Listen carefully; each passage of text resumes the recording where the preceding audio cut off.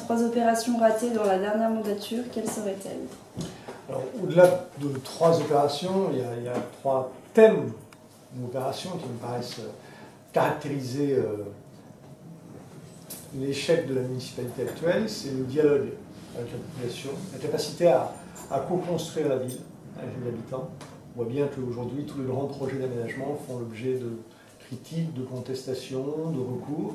C'est bien parce qu'il y a un sentiment généralisé que la ville se construit au moins sans l'écoute des habitants, voire contre la volonté des habitants. Donc ça, c'est le premier élément. Deuxième élément, écoutez, c'est l'augmentation considérable de l'insécurité dans la ville.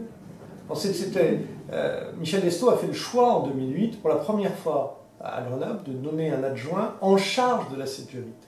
Et pas n'importe lequel, le premier de ces adjoints. Donc s'il a considéré qu'il fallait qu'il y ait un adjoint en charge de la sécurité, c'est que la ville a une vraie responsabilité en la matière. Sinon, on ne nomme pas un adjoint en charge de la sécurité. Et il suffit de demander aux gens s'ils sont plus en sécurité aujourd'hui qu'il y a 6 ans, la réponse est unanime. Donc ça, c'est évidemment le deuxième échec, patent. Et le troisième échec, enfin, j'aurais du mal à m'arrêter à 3, mais puisque c'est l'exercice, je m'en tiendrai là.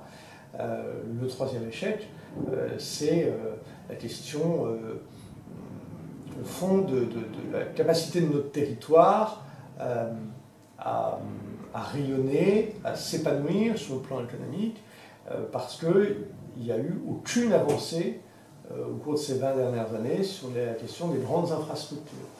Et dans la compétition des territoires, un territoire qui ne progresse pas, en réalité, recule. Aujourd'hui, il faut autant de temps pour faire Marseille-Paris que Grenoble-Paris en train. Ce n'était pas le cas il y a 20 ans. Donc Marseille a progressé, nous avons stagné.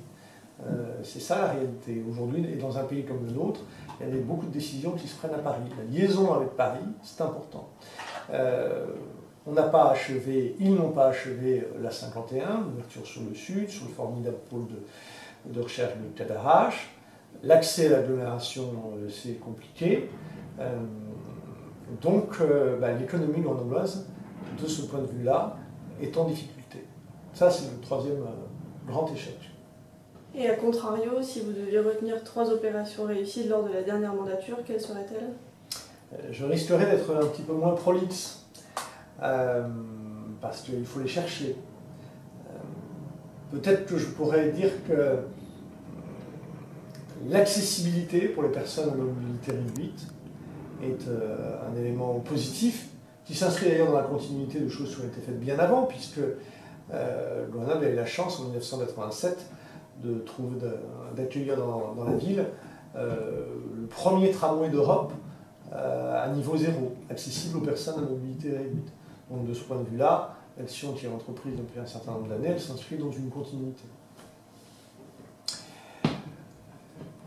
Ça va devenir beaucoup plus difficile pour en trouver un deuxième et un troisième. Peut-être que le deuxième point,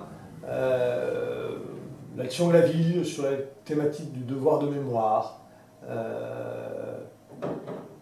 Il n'y a pas, sur ces questions-là, il n'y a pas de clivage politique. Grenoble a une histoire et elle a une responsabilité. Une ville, on est une des 5 villes compagnons de la Libération. Ce n'est pas anodin et ça nous donne la responsabilité de porter un message sur le devoir de mémoire par rapport à cette époque-là, mais au-delà, sur l'idée du devoir de mémoire en général. Et de ce point de vue-là, ce n'est pas la plus mauvaise des politiques qui a été menée par la municipalité actuelle. Je vais peut-être m'arrêter à 2. Une fois élu, quels seront vos 3 chantiers prioritaires? Je l'ai dit, tout le projet que je porte, il est construit sur la ligne force de la diminution de la dépense publique. Parce que si les impôts ont augmenté, c'est que les dépenses ont explosé. Donc tous ceux qui ne s'engagent pas sur ce chemin de la diminution de la dépense publique, en réalité, promettent aux Grenoblois de nouvelles hausses d'impôts. Or, nous sommes les champions de France des impôts locaux. Et ça a un impact sur le pouvoir d'achat des gens, et ça a un impact sur la capacité des entreprises à créer de l'activité, et donc sur l'emploi directement. Donc la ligne force, premier chantier, c'est la diminution de la dépense publique. Le deuxième, c'est la sécurité, parce que l'insécurité, elle frappe toujours en premier les plus modestes, les plus démunis. Parce que quand un quartier est soumis à des difficultés de sécurité, eh bien, vous avez deux catégories de population. Ceux qui peuvent partir, parce qu'ils en ont les moyens, et les autres. Donc, ceux qui peuvent partir et qui en ont les moyens, ils partent. Et ce sont les mêmes, ceux qui n'ont pas les moyens d'aller ailleurs, qui restent. Et c'est comme ça qu'on rentre dans des logiques de ghetto. Et ce qui se passe dans certains quartiers de Grenoble, je pense notamment à la place Saint-Bruno, par exemple, qui est aujourd'hui encore un quartier avec une diversité de population, eh bien c'est très inquiétant, parce qu'on est en train de rentrer dans cette logique-là. Et j'étais à l'Assemblée Générale de l'Union de Quartier, il y a des gens, et même une personne qui disait, mais c'est terrible, il prenait la parole, et il s'étonnait lui-même, il disait, moi je suis de gauche et je suis venu vous dire que, voilà, il faut de la sécurité. Moi, ça me surprend, parce que pour moi, la sécurité, c'est la première des libertés, donc ce n'est pas une valeur de gauche ou de droite, c'est même un élément phare, un élément clé du pacte républicain. S'il n'y a pas de sécurité, il n'y a pas de lien social possible. Donc ce n'est pas pour moi une valeur de droite, la sécurité, c'est quelque chose qui doit être porté de manière universelle. Donc la sécurité, le droit à la sécurité pour tous, parce qu'encore une fois, l'insécurité, elle sera toujours d'abord les plus démunis. Ceux qui ont les moyens, ils s'organisent toujours. C'est évident. Donc, la diminution de la dépense publique, la sécurité, et renouer du lien entre les élus et les habitants. Parce que s'il n'y a pas un minimum de confiance entre ceux qui ont la responsabilité de la décision publique et nos concitoyens, eh bien, c'est le climat de suspicion généralisée, c'est le terreau de la montée des extrêmes.